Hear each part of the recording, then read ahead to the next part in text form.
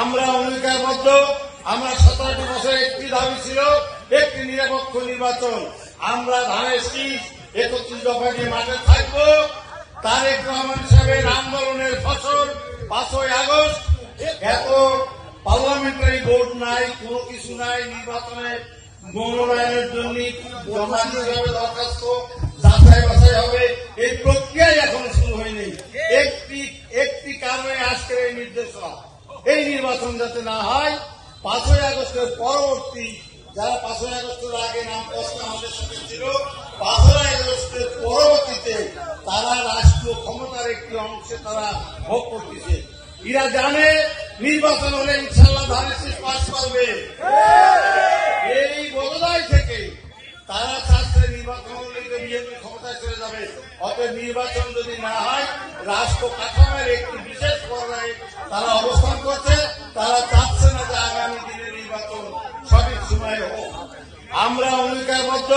আমরা 17টি বছরে একটি দাবি ছিল, একটি নিরপেক্ষ নির্বাচন।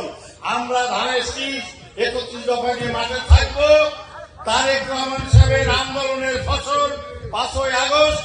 এর পরবর্তীকালে যে নির্বাচন, এই নির্বাচনকে যদি কেউ বাধাগ্রস্ত করতে চায়, তারেক রহমান সাহেবের নির্দেশনায় যে কোনো বাধা আমরা পেরিয়ে ইনশাল্লাহ তারেক রহমানের নেতৃত্বে দেশে একটি নির্বাচন হবে।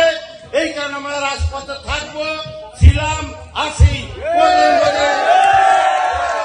তারেক রহমান সাহেবের নির্দেশ থাকলে আমরা রাজপথে আবার রক্ত দিতে হয়, আন্দোলন করতে হয়, ঐক্যবদ্ধভাবে আমরা রাজপথে থাকবো এবং তারেক রহমান সাহেবের নেতৃত্বে একটি সুস্থ নির্বাচনের দেশে হোক, এই প্রতিশ্রুতি আমরা সবাই এখান থেকে এইভাবে আমরা এই শপথ নিয়ে এখান থেকে ফিরে যাব এবং ঐক্যের কোন বিকল্প নাই।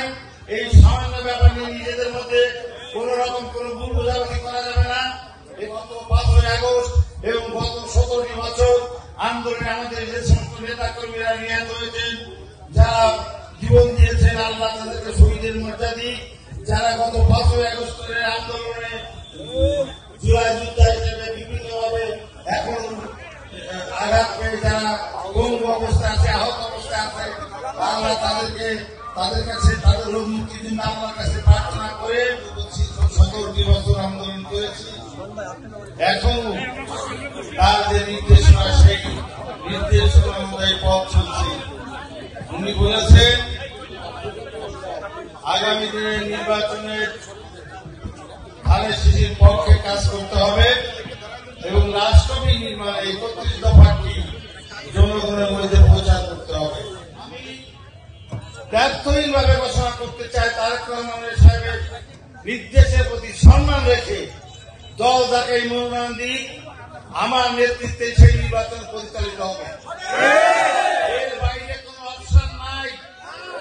আর এই কথা চিন্তা না করে আমি দলের আহ্বায়ক তারেক রহমান সাহেবের মনোনীত, আমার প্রতি বিশ্বাস এবং আস্থা রেখেছেন